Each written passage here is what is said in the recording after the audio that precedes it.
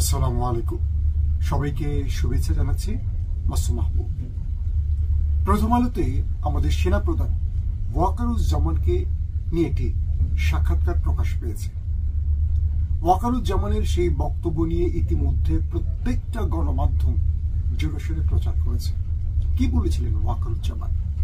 পাশাপাশি ডক্টর ইউনূসের কাছে কি করে ভারত আবারও মার খাচ্ছে। আর ৩ নম্বর প্রসঙ্গ, আমাদের রাজনীতিবিদরা কি আবারও একই ভুল করছে যাতে করে 1-11 তৈরি হতে পারে।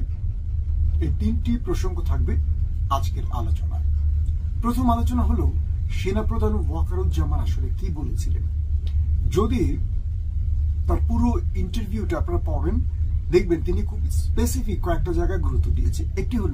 প্রথমটি হলো প্রধানমন্ত্রী এবং রাষ্ট্রপতির ক্ষমতার ভারসাম্য এবং রাষ্ট্রপতির অধীনে সেনাবাহিনী যেন থাকে, এই বিষয়টি তিনি জোর দিয়ে বলেছেন। অর্থাৎ সেনাপ্রধান ওয়াকারুজ্জামান চাইছেন সেনাবাহিনী বা সশস্ত্র বাহিনী যেন রাষ্ট্রপতির দায়িত্বে ন্যস্ত থাকে, অর্থাৎ সেনাবাহিনী যেন রাষ্ট্রপতির ক্ষমতার আওতায় থাকে, প্রধানমন্ত্রীর ক্ষমতা নয়। আর দ্বিতীয় যে বিষয়টি তিনি গুরুত্ব দিয়ে বলছেন যে সেনাবাহিনী রাজনীতিতে হস্তক্ষেপ করতে চায় না, রাজনীতিতে আসতে চায় না, এই কথাটি তিনি খুব জোর দিয়ে বলেছেন। অর্থাৎ ওয়াকারুজ্জামান রাজনীতিবিদদের আশ্বস্ত করতে চান 1-11 ঘটবে না বাংলাদেশে এবং সেনাবাহিনী পূর্বের মতো ভুল করে আর আসবে না সেই রাষ্ট্রীয় ক্ষমতায়। তারা ব্রাকের মধ্যেই থাকতে চায়, সশস্ত্র বাহিনীর যে নির্দিষ্ট দায়িত্ব সেখানে থাকতে চায়, রাজনীতিতে তারা আসতে চায় না। এবং ভারতকে খুব শক্ত ভাষায় তিনি জবাব দিয়েছেন। তিনি বলেছেন, আমরা মিয়ানমারকে কখনো আমাদের রাষ্ট্রে ঢুকতে দেব না এবং আমরা ভারতের সাথে ন্যায্যতার ভিত্তিতে সম্পর্ক করব, সমতার ভিত্তিতে, সম্মানের ভিত্তিতে সম্পর্ক করব।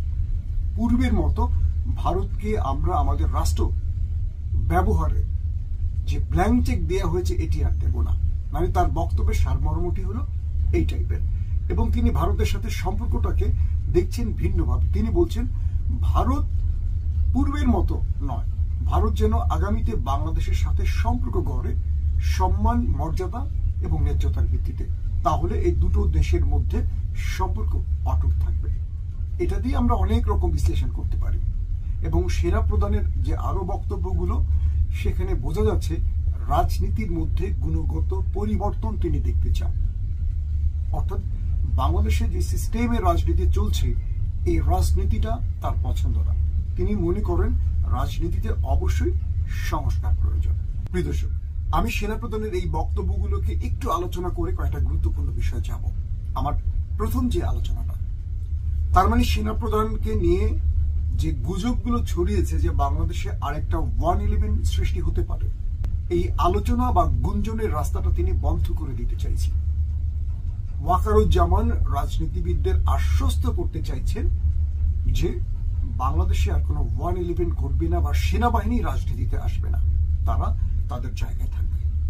কিন্তু সবচেয়ে বেশি যে গুঞ্জনটা বিএনপির মধ্যে উঠছে যে আওয়ামী লীগের পর বিএনপিকে মাইনাস করা হবে, এই গুঞ্জনটা বিএনপির সিনিয়র নেতারা প্রায়শই বলছেন, বিভিন্ন অনুষ্ঠানে বলছেন, রাজনৈতিক বক্তব্যে বলছেন যে বিএনপিকে নিয়ে ষড়যন্ত্র হচ্ছে, বিএনপিকে মাইনাসের প্রক্রিয়া চলছে। এই বিষয়টি যে মিথ্যে, সেটি সেনাপ্রধানের বক্তব্যে প্রমাণ হয়েছে। আমরা এটার পেছনে একটু তথ্য সংগ্রহের চেষ্টা করেছি যে বিএনপি এই কথাটি কেন বলছে যে আওয়ামী লীগের পর বিএনপিকে মাইনাসের ষড়যন্ত্র চলছে। আর এই ষড়যন্ত্রের তথ্য দিয়েই জামায়াত এবং বিএনপির মধ্যে ফাটল ধরেছে এবং দেখতে পাচ্ছি যে একে অপরে কাদা ছড়াছড়ি করছে। দেখেন, এখানে আওয়ামী লীগ এবং ভারত এক ঢিলে দুটো পাখি মারতে চাইছে। কিরকম? ভারত এই মুহূর্তে বাংলাদেশকে ব্যর্থ দেখতে চায়, ভারত ডক্টর ইউনূসকে ব্যর্থ দেখতে চায়, ভারত হাসিনাকে আবারও বাংলাদেশে বুস্ট করার জন্য বাংলাদেশকে অকার্যকর দেখতে চায়, যাতে ভারত পরবর্তী আমাদের ত্রাতা হিসেবে দেশে ঢুকতে পারে। তো এই জন্য ভারতের একটা স্বার্থান্বেষী গোষ্ঠী বা ষড়যন্ত্রকারীরা বিএনপির একটি স্বার্থান্বেষী গোষ্ঠীকে এই বার্তা দিয়েছে যে তাদের কাছে বার্তা আছে সেনাবাহিনী বিএনপিকে শেখ হাসিনার মতো মাইনাস করতে চায়, অর্থাৎ বিএনপিকে রাজপথে নামাতে চায়, বিএনপিকে এই সরকারকে অসহযোগিতা করার জন্য বাধ্য করতে চায়।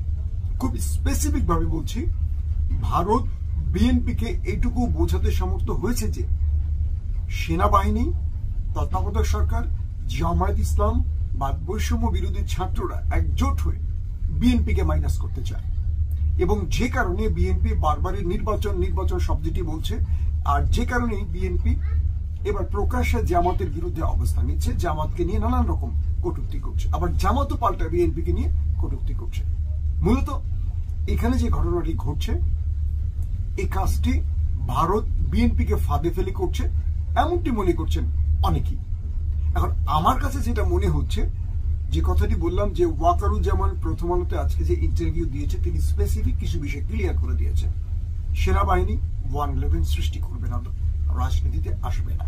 2 নম্বর, রাজনীতির পরিবর্তন তারা দেখতে চান পূর্বের মতন, অর্থাৎ হত্যা, গুম, খুন, জ্বালাও পোড়া, এটা না। প্রত্যেকটা 5 বছর অন্তর যে নির্বাচন কোন প্রক্রিয়া হবে এটা নিয়ে অসন্তোষ, দেশ যে এগিয়ে যাবে তার বদলে পিছিয়ে যাচ্ছে, এই জিনিসটার অবসান, সবকিছু মিলিয়ে তিনি তার এই বক্তব্যটি দিয়েছেন বলে আমার মনে হয়। এখন বিএনপি যদি সেনা প্রধানের এই ইন্টারভিউর পর আশ্বস্ত হয় এবং তারা তাদের জায়গায় আবার ফিরে যায় একরকম, আর বিএনপি যদি আশ্বস্ত না হয় এবং ভারতীয় এজেন্টদের পাতা ফাঁদে পা দিয়ে তারা যদি মনে করে যে না, বিএনপিকে মাইনাসের প্রক্রিয়া চলছে, বিএনপিকে এখানে গুটু করতে হবে, তাহলে আমি নির্দ্বিধায় বলতে পারি বিএনপির সঙ্গে বাকি দলগুলোর একটা বড় রকম পার্থক্য বা লড়াই অথবা বিভাজন তৈরি হয়। এই বিষয়টি বা এখান থেকেই মূলত লাভটা ঘরে তুলতে চায় ভারত। এখন বিএনপির 2টো ফর্মে, একটা হলো বাম বা ভারত ঘেঁষা, আর একটা হলো ডান ইসলাম ঘেঁষা। এই মুহূর্তে বিএনপির মধ্যে বাম ঘেঁষাটা ক্ষমতায় আছে, বা তারাই গুরুত্বপূর্ণ পদগুলোতে আছে বিএনপির, এবং তাদের প্রেসক্রিপশনই তারেক রহমান শুনছেন বেশি, এমনটি বলা হচ্ছে। জানি না এটা কতটুকু সত্য। তো এখন যারা ভারতের প্রেসক্রিপশন দিয়ে বিএনপিকে জামায়াতের সাথে বিরোধে জড়াচ্ছে বা বিএনপিকে অন্তর্বর্তীকালীন সরকার থেকে দূরে রাখার চেষ্টা করছে বা সহযোগিতার হাত থেকে দূরে রাখতে চাইছে, তারা কি শেষ পর্যন্ত দেশের ভালো করবে? ধরেন অন্তর্বর্তীকালীন সরকার কি চায়? প্রত্যেকটা ইস্যুতে তারা সব দলকে ডাকে, বিএনপিকে সর্বাধিক গুরুত্ব দিয়ে ডাকে। রাষ্ট্রের প্রত্যেকটা গুরুত্বপূর্ণ পদে বিএনপির লোক বসে আছে, আমলা বলি, পুলিশ বলি, বিভিন্ন সেক্টরে বিএনপির লোক বসে আছে, কারণ বিএনপি বড় দল, বিএনপির গুরুত্বপূর্ণ পদে লোক থাকার সম্ভাবনা বেশি থাকবে। তারপরও বিএনপি ভয় পাচ্ছে কোথায়? বিএনপির ভয়টি ভারত থেকে তৈরি করা। এরপরের যে বিষয়টি, আমরা যে বিষয়গুলো দেখছি এখন, আমাদের রাজনৈতিক যে 2টো দল দীর্ঘ 15-16 বছরে একসঙ্গে লড়াই করেছে, একসঙ্গে জীবন দিয়েছে, একসঙ্গে জেল কেটেছে, একসঙ্গে তারা অজস্র সরকারি বাধা উপেক্ষা করেছে, সেই দল দুটো এখন সবচেয়ে বড় শত্রুতে রূপ নিয়েছে। এটি আওয়ামী লীগ চেয়েছিল এবং আওয়ামী লীগ এবং ভারত সেখানে সফল। এখন জামায়াত ইসলামকে এবং বিএনপিকে বুঝতে হবে নেপথ্য থেকে তাদেরকে কেউ ভুল পথে ড্রাইভ করছে। এই ভুল পথে ড্রাইভ থেকে তাদেরকে সঠিক পথে ফিরতে হবে এবং আমাদের শত্রুদেরকে বা এই দেশের খেদিয়ে দেওয়া বা পতিত স্বৈরাচারকে পরাজিত করতে হলে তাদের মধ্যে দ্রুত একটি আলোচনা করতে হবে। বিএনপি বড় দল হিসেবে বিএনপি এই আলোচনাটা শুরু করতে পারে। আবার জামাত ইসলামকে নিয়ে যেহেতু বিএনপির অনেক ক্ষোভ, তাহলে জামাত ইসলাম এই আলোচনাটা শুরু করতে পারে। এবং বলা হচ্ছে অন্যান্য কয়েকটি ইসলামী দলের মধ্যে একটি ইসলামিক দল আছে যাদেরকে ভারত মোটামুটি গ্রিপে নিয়ে গেছে এবং তাদেরকে কোনোভাবে সকল ইসলামিক দল যাতে ঐক্যবদ্ধ হতে না পারে সেজন্য একটি দলকে সেই কাতার থেকে বের করে রেখেছে।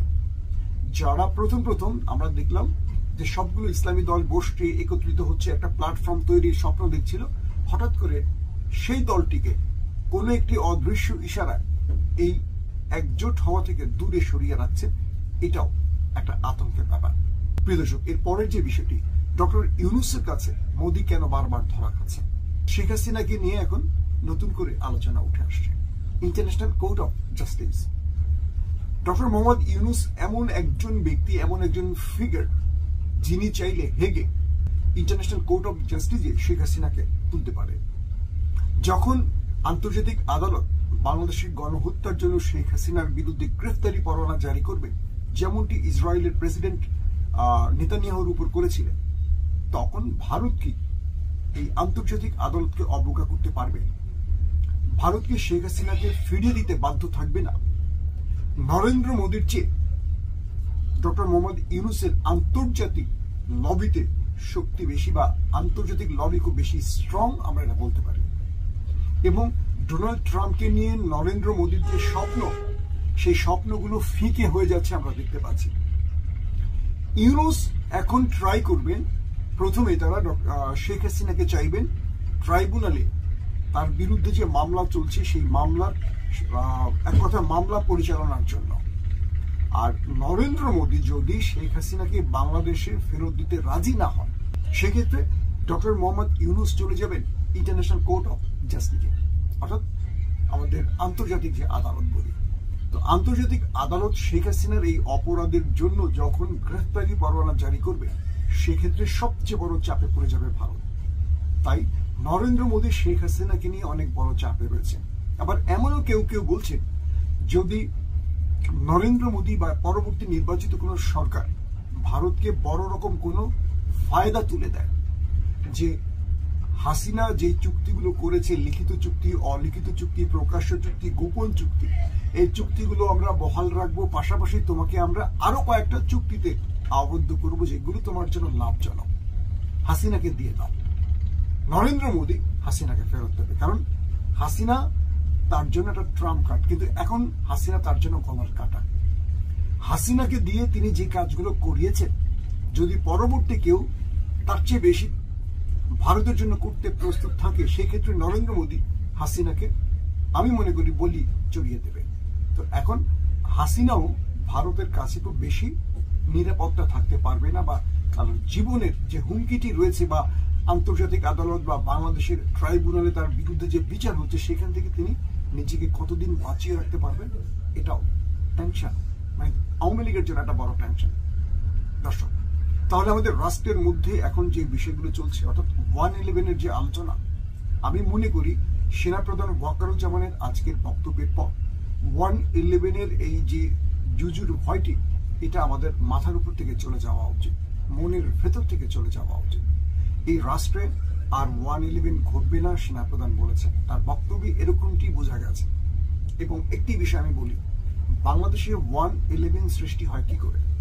রাজনৈতিক দলগুলোর মধ্যে যখন অসহযোগিতা বেড়ে যায়, বিভাজন বেড়ে যায়, একে অপরের সঙ্গে বিরোধ তুঙ্গে উঠে যায়, সেই সময়টি থার্ড পার্টি এই দুটো দলকে বা একাধিক দলের মধ্যে এমন কিছু কুমন্ত্রণা যোগ করে দেয়, যাতে করে এই দলগুলো এক হতে চেয়েও এক হতে পারে না। সেই সময় এই দলগুলোর ভেতরে কিছু বিশ্বাসঘাতক থাকে, তারা দলগুলোর প্রধানকে কুপরামর্শ দেয়, যার কারণে এই দলগুলো এক হতে পারে না। আর এভাবেই নতুন করে 111 তৈরির প্ল্যাটফর্ম তৈরি হয়। এখন 111 ঠেকানোর একটি পথ আমার কাছে মনে হয়, সবগুলো দল নির্বাচন কবে হবে, কিভাবে হবে, সংস্কার কিভাবে হবে, সংবিধান প্রশ্ন, চুপ্পুর প্রশ্ন, সব প্রশ্নগুলো নিয়ে বসবে।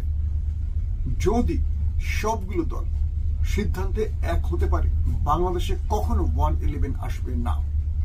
আর সেনাবাহিনী আমি যদিও দিয়ে বললাম, ক্ষমতায় লোভ থাকে সেনাবাহিনীর, সেটাও বানচাল করতে পারে রাজনৈতিক দলগুলো। কারণ এই দেশে যখন কোনো প্রকার বড় সমস্যা তৈরি না হবে, সেনাবাহিনীর আসার প্রশ্নই থাকবে না। মানুষ কখন সেনাবাহিনীকে চায়? যখন রাজনীতিবিদরা ব্যর্থ হয়। এখন রাজনীতিবিদরা কি ব্যর্থ হচ্ছেন? মির্জা আব্বাস, মির্জা ফখরুল, তারা যে কথাগুলো বলছেন, এই কথাগুলো কি আমাদের জন্য ভালো বার্তা বহন করছে? অবশ্যই না। তার মানে হলো রাজনীতিবিদদের এই মুহূর্তে ব্যর্থ হওয়া চলবে না। সেনাপ্রধান যে কথাটি বললেন, এই দেশকে মানে যারা রাজনীতি করেন তারা দিন শেষে রাজনীতি করবে, সেনাবাহিনী রাজনীতি করতে আসবে না। বরং রাজনীতিবিদদেরই উচিত হবে রাজনীতিকে পরিশুদ্ধ করা, রাজনীতিকে পরিচ্ছন্ন করা। আমরা মনে করি যে আমাদের রাজনীতিবিদদের মধ্যে যে কুমন্ত্রণা দানকারীরা রয়েছেন, তাদেরকে শনাক্ত করে দ্রুত তাদের বিরুদ্ধে ব্যবস্থা নেওয়া উচিত প্রত্যেকটা দলের। এবং এই রাষ্ট্রকে যে কোনো টেনশন থেকে রক্ষা করতে হলে প্রত্যেকটি দল ঐক্যবদ্ধ হওয়া খুব জরুরি।